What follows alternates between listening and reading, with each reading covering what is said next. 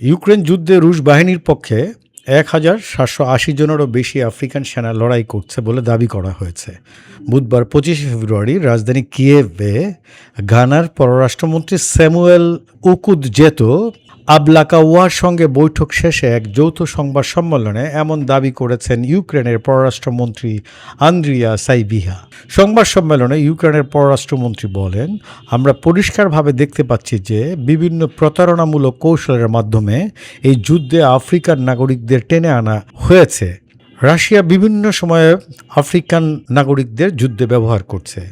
আমাদের কাছে থাকা তথ্য অনুযায়ী বর্তমানে আফ্রিকার বিভিন্ন দেশের 1,780 জনেরও বেশি নাগরিক রুশ বাহিনীর পক্ষে লড়াই করছে।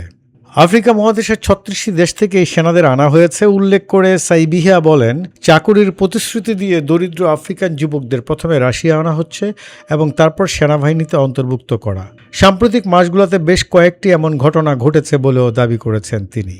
এদিকে সংবাদ সম্মেলনে সাইবিহার দাবিকে সমর্থন করে ঘানার পররাষ্ট্রমন্ত্রী স্যামুয়েল ওকুদজেতো আবলাকাওয়া জানান, রুশ বাহিনীতে যেসব আফ্রিকান সেনা লড়াই করছেন সৈনিক কিংবা যোদ্ধা হিসেবে তাদের কোনো অতীত অভিজ্ঞতা নেই।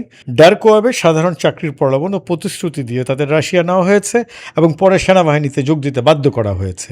আফ্রিকান তরুণ যুবকদের রাশিয়া ইউক্রেন যুদ্ধে যোগ দেওয়া থেকে বিরত রাখতে ঘানা এবং আফ্রিকার দেশগুলোর জোট আফ্রিকান ইউনিয়ন কাজ করবে বলে সংবাদ সম্মেলনে জানিয়েছেন ঘানার পররাষ্ট্রমন্ত্রী।